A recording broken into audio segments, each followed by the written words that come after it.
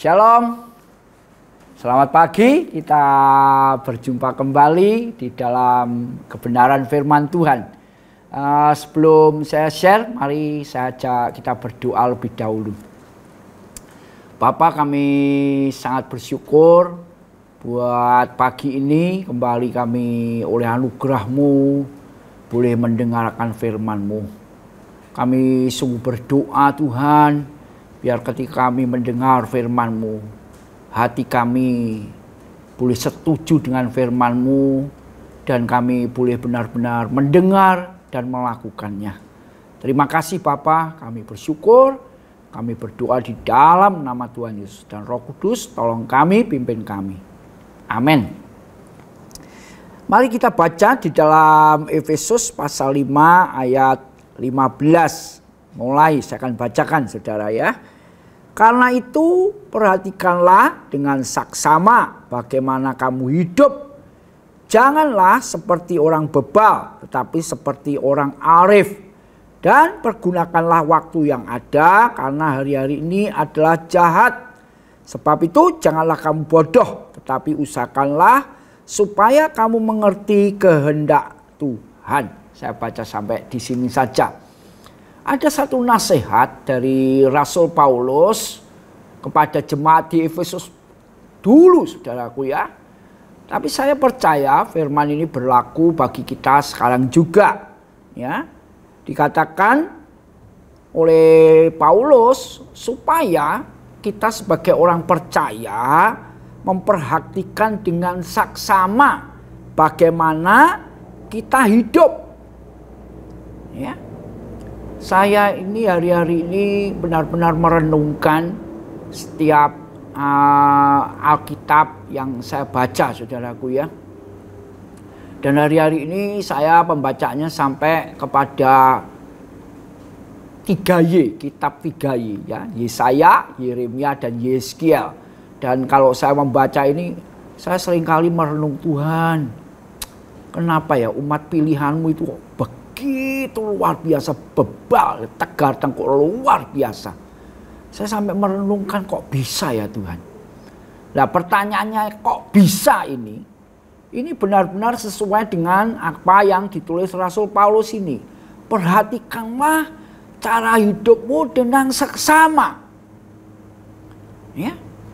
Kalau kita sebagai orang percaya kepada Yesus Tuhan, kita harus memperhatikan hidup kita ini benar-benar sesuai enggak dengan apa yang Tuhan mau. Ini yang penting saudaraku. Ya. Bangsa Israel selalu menjadi contoh di mana mereka bahkan ditulis oleh Alkitab mendengar suara Allah sendiri. Ya. Waktu di Gunung Sinai itu. Tapi mereka toh ya berani membuat lembu emas saudaraku ya. Mereka dikirim nabi-nabi, firman Tuhan disampaikan. Bahkan tadi saya singgung Nabi Yeremia sampai 23 tahun. Firman Tuhan disampaikan terus menerus. Tapi bangsa ini tidak mau mendengar firman Tuhan. Itu artinya hidup mendengar firman Tuhan, tapi hidupnya tidak mau bersesuaian dengan firman Tuhan. Nah oleh nasihat Paulus ini katakan, perhatikanlah dengan saksama bagaimana kamu hidup. Janganlah seperti orang bebal, tetapi seperti orang arif. Ya, bangsa Israel kembali itu contoh yang real. Mereka bebal, ditegur, dinasehati, diberi firman, diberi janji-janji, tapi mereka abaikan semuanya. Akibatnya fatal. Dan saya hari-hari ini mendorong kita semua, yuk seperti nasihat Paulus ini. Perhatikan dengan saksama. Saya percaya saudara dan saya ini begitu sering mendengar firman Tuhan. Ayo pertanyaannya, apakah kita ini punya kerinduan untuk hidup di dalam firman itu saudaraku. Ini menjadi pertanyaan dan harus ditanyakan kepada hidup kita masing-masing. Supaya apa? Supaya kita menjadi lebih perhatian lagi di dalam hidup ini. Iya ya, aku ini sudah hidup sesuai dengan firman Tuhan atau belum? Kalau belum, ya kita berdoa minta Tuhan beranugerah kepada kita supaya kita bisa hidup sesuai dengan firman Tuhan. Karena kalau tidak, jangan nanti lama-lama kita jadi bebal, saudaraku. Ya. Dan lawan orang bebal adalah orang arif. Arif itu artinya ketika dia mendengar firman, dia punya kerinduan untuk menjadi pelaku firman itu. Dan ini hari-hari ini benar-benar saya berdoa untuk diri saya sendiri. Juga untuk semua anak-anak Tuhan. Tuhan tolonglah kami. Supaya kami ini bukan cuma dengar, tapi tidak pernah berespon dengan baik, saudara. Ya. Saya begitu banyak mendengar firman-firman Tuhan yang luar biasa. Tapi apakah itu membuat perubahan dalam hidupku? Ya kalau belum, saya terus berdoa, Tuhan ini belum loh Tuhan. Ini firman-firman yang luar biasa harusnya mengubah hidupku Tuhan. Menjadi lebih arif. Ya, Daud itu sampai menulis begini, firman-Mu itu membuat aku lebih bijaksana. Wow, harusnya gitu saudaraku. Ya, oleh sebab itu nasihat Paulus ini harus menjadi perhatian kita juga. Dan dikatakan ayat 16 begini, dan pergunakanlah waktu yang ada. Karena dilanjutkan ayat ini, karena hari-hari ini adalah jahat. Saudaraku, hari-hari ini saya memperhatikan muncul berbagai macam pengajaran.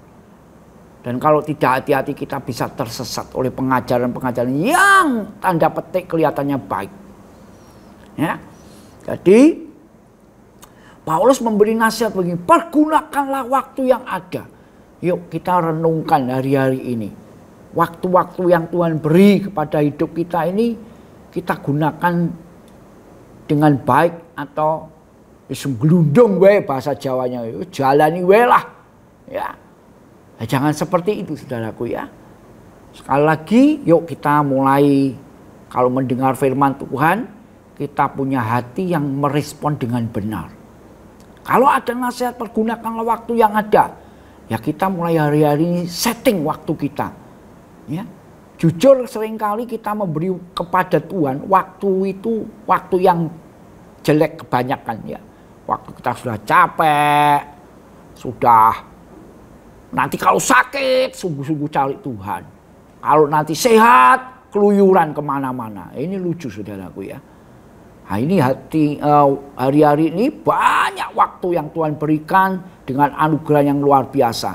Kita minta berdoa sama Tuhan. Tuhan ajari aku menggunakan waktu-waktuku dengan sebaik-baiknya. Yang ketiga dikatakan begini, sebab janganlah kamu bodoh, tetapi usahakanlah supaya kamu mengerti kehendak Tuhan. Nah ini yang terpenting saudaraku. Hari-hari ini kita mesti bertanya kepada Tuhan. Tuhan, Engkau ciptakan aku, Engkau pilih aku, Engkau beli dengan harga yang mahal, Engkau tebus hidupku dengan caramu yang mahal. Tuhan tolong aku untuk mengerti kehendak-Mu. Ya. Minggu kemarin kita mendengar satu pesan Tuhan yang luar biasa. Tujuan kita hidup ini apa? Harta yang terpenting di dalam hidup kita itu apa? Itu kehendak Tuhan saudaraku ya. Harta terpenting adalah Yesus. Itu adalah kehendak Tuhan.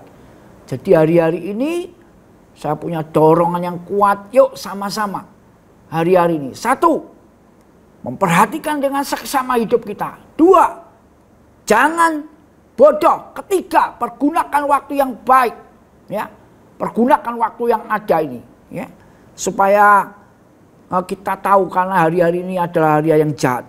3. Jangan kita jadi bodoh. Tapi kita semakin hari mengikut Tuhan, semakin mengerti maunya Tuhan, bukan mau kita saudaraku. Ya pagi hari ini firman kebenaran yang singkat ini menjadi perenungan bagi kita. Amin, mari kita berdoa. Bapa, terima kasih buat firman-Mu pagi hari ini. Kami sungguh rindu Tuhan. Seperti nasihat Rasul Paulus hamba-Mu ini. Kami memperhatikan hidup kami dengan saksama. Benar-benar Tuhan serius. Karena masa-masa hari-hari ini adalah hari yang jahat. Kami mau jadi arif, kami tidak menjadi bodoh. Tapi kami mau mengerti kehendak-Mu Tuhan. Roh Kudus tolong kami. Biar apa yang kami dengar pagi hari ini lewat kebenaran ini menjadikan kami benar-benar hidup dalam keseriusan di dalam mengikut Tuhan. Terima kasih Bapa, di dalam nama Tuhan Yesus. Amin. Tuhan memberkati.